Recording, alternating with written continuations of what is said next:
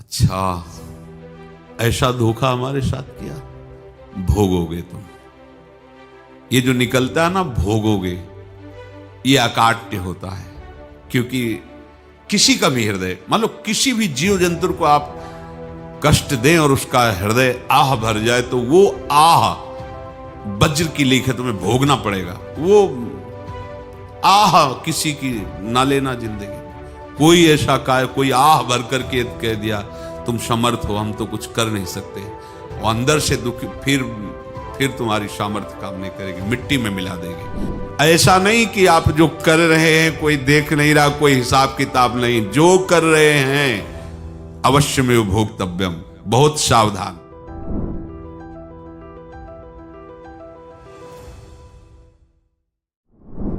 जीव स्वयं नित्य निरंतर कर्मों के जाल को रच रहा है और अपने आप को बांध रहा है।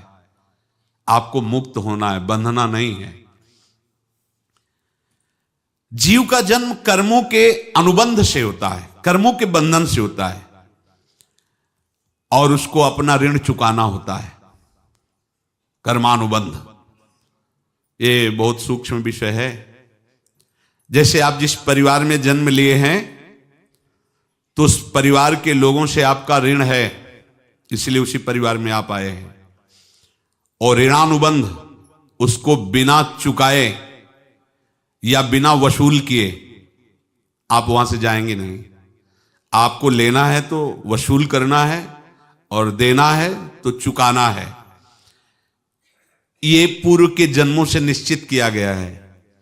जैसे किसी के यहां पुत्र हुआ, जन्म से ही पैसा खर्चा शुरू हुआ, जो बड़ा हुआ तो उद्दंडता के द्वारा मार पूरे परिवार को क्लेश पर क्लेश देता चला जा रहा है।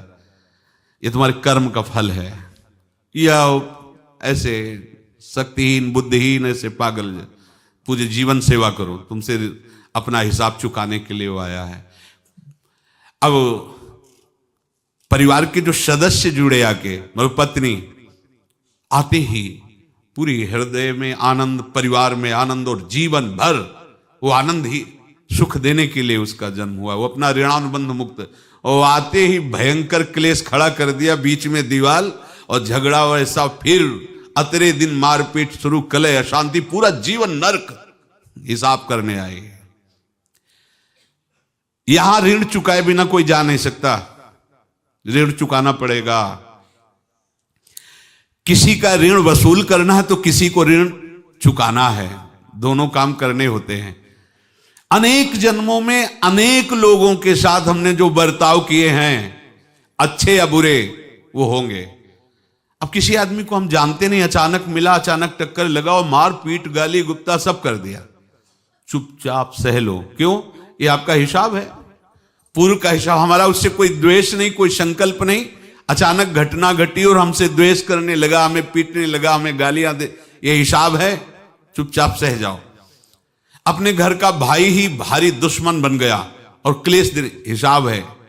एक प्रभुदत्त ब्रह्मचारी जी की वाणी में पढ़ा था, एक महात्मा जी भ्रमण करते थे, तो उस समय असरफियां चलती थी, मोहरे असरफियां, तो उनको भेंट में देते लोग। तो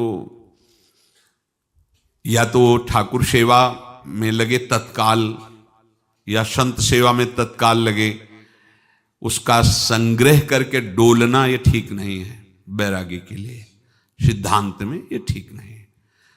तो जब 2, 4, 6, 8 ऐसे मोहरे हुई, तो उन्होंने विचार किया कि और भ्रमण करके जब काफी मोहरे हो जाएंगी तो प्रयागराज में जब कुंभ पड़ता है, एक बार पूरे सब अखाड़े के संतों को, अलग अलग संप्रदाय सब संतों को बुलाएंगे और सबको पवाएंगे।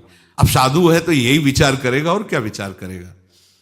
तो उन्होंने ऐसे डंडा बनवाया, बेंत, जो ऊपर से चूड़ीदार और भीतर पोला, और मोहरे उसमें डालते गए। और भ्रमण, जहां जहां श्रद्धालु भगत थे सबके यहां जाना, और इच्छा रखना कि एक मोहर तो दे दे दक्षिणा में। कामना कोई भी हो वो बांधती ही है, ध्यान रखना। इसीलिए प्रभु जो चाहे वो करे, अपनी चाह नहीं रखनी चाहिए, अपनी चाह प्रभु की चाह में मिला देनी चाहिए। धीरे धीरे वो छड़ी भर गई। भ्रमण करने वाले महात्मा चूड़ी लगाई, इंतजार करते रहे। जब प्रयाग का कुंभ पड़ा तो चले। तो रास्ते में एक गांव में पूछा जाता है, जैसे कहीं रुको कि कोई श्रद्धालु ऐसा है जो संत सेवी है। तो कुछ लोगों ने बताया, हाँ एक परिवार है बहुत संत सेवी है और आपको मिलाते हैं उनसे।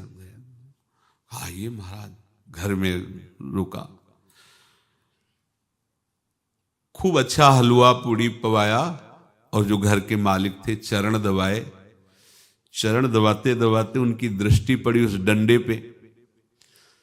इतना मोटा और ऊपर से कुछ चूड़ी सी भी नजर आ रही, इस डंडे में तो कोई रहस्य है ही है। अब महात्मा जी को खवा पिला के सुला दिया। महात्मा जी जब सो गए तो पत्नी से धीरे से कहा, वो डंडा लाओ बाबा जी का। डंडा, वो चूड़ीदार जो ही खोला पलटाया तो सैकड़ों मोहरे। ऐसे संत रोज पधारे भगवान, तुम आनंद हो जाए फिर क्या। पत्नी से कहा, नाप के कंकड़ लाओ। वो तो महात्मा जी तो खाए खीर पूड़ी, आराम से सो रहे। रात में पूरी प्लानिंग करके उसमें कंकड़ भर के चूड़ी लगाकर सिराने रख दिया, सारी मोहरें हटा ली। महात्मा जी आराम से छड़ी उठाए तो वजन पक्का। वैसे बड़े लोग चतुर होते हैं, पर ये नहीं जानते कि कर्म कितना भयानक होता है। और उनकी कोई संतान नहीं थी, पर धन में इतना प्रेम उनको था। बहुत सावधान। साधु महात्माओं के पास जो अर्थ है, गृहस्थी अगर आता वहीं से है, पर अगर उसको जोर जबरदस्ती या किसी छल कपट से, तो वो उसका विनाश ही करता है। आज तक का प्रमाण है।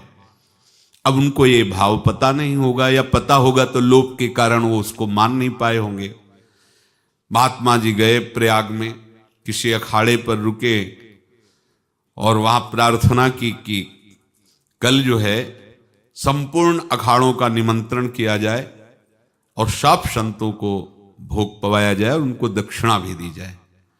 महंत ने सोचा कि बहुत बड़ा है तो उत्सव है, क्योंकि प्रयाग में कितने हजारों संत महात्मा सब।